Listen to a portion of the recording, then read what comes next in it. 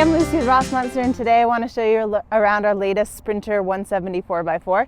Before we step inside, I'll talk about some exterior highlights of this vehicle. So starting all the way at the top, we have 4-inch LED lights. Those are going to be around the perimeter of the vehicle on every corner. And then we have 2 in the front and 2 in the rear. We also have a Fiamma awning up there as well.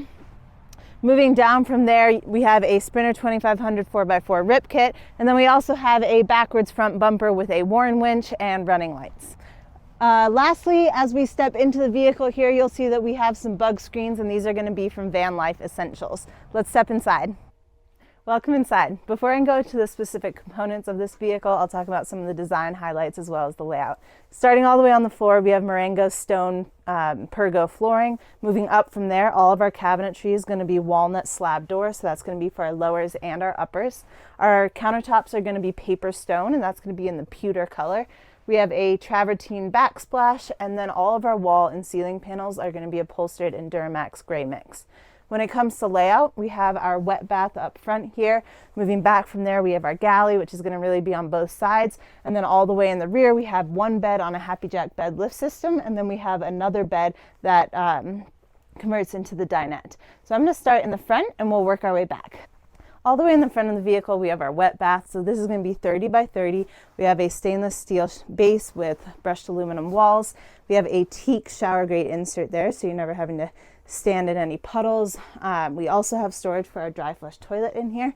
The great thing about those, however, is that you can charge them up and use them anywhere, so at the campsite, wherever, it doesn't have to be in the van. And then lastly, we have a Nautilus self-cleaning retractable shower door, so as this guy closes, it's going to squeegee itself off. Moving back from there, we have our galley. So as I mentioned, we have Pewter Paperstone countertops. The great thing about Paperstone is that they're made of recycled paper, so they're a sustainable option, and also you can take hot things directly off of your burner, place them on the countertops, and they're not going to leave any mark. On the driver's side, we have a 15 by 20 Ruvati workstation sink with the cutting board insert. So this is going to be a drop-in sink, so if you're cutting things on this countertop, you can just brush it directly into the sink there. Moving back from there, we have a 2-burner Empava induction cooktop, and as I mentioned, we have the subway tile backsplash. That's going to be on both sides, so that'll be nice and easy to clean. Above this, we have our uppers.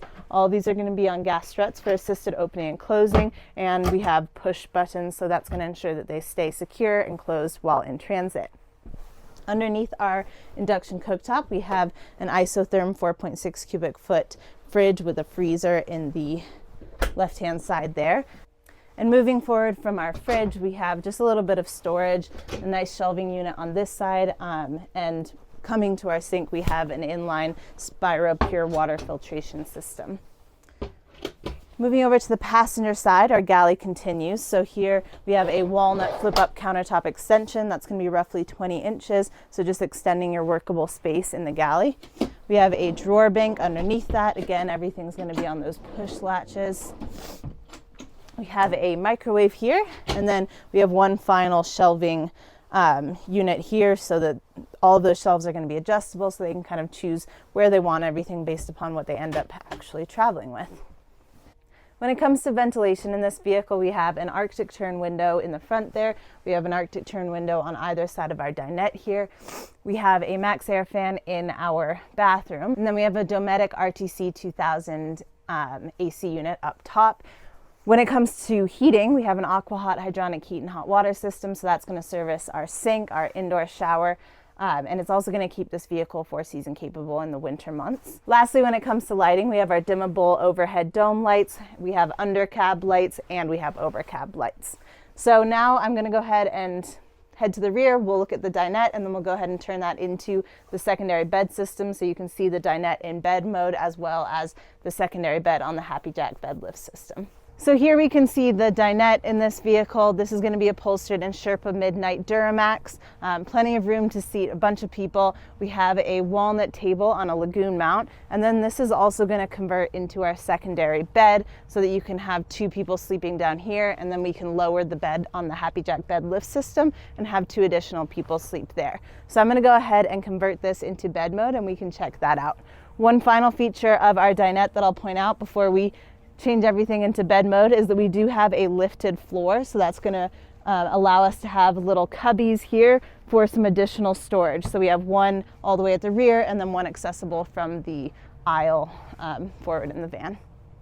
Over on the passenger side here, we have just a nice open cubby there for storage. And then behind that, we have our power system. So in here we have 1,000 amp hours of lithium battery bank. We have a 3,000 watt inverter, and then we have 200 watts of solar coming in through the top.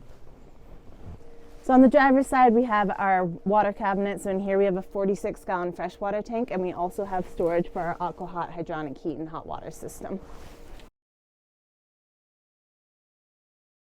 So there we have the dinette in bed mode, comfortable area to sleep to. This is going to be about 75 inches long.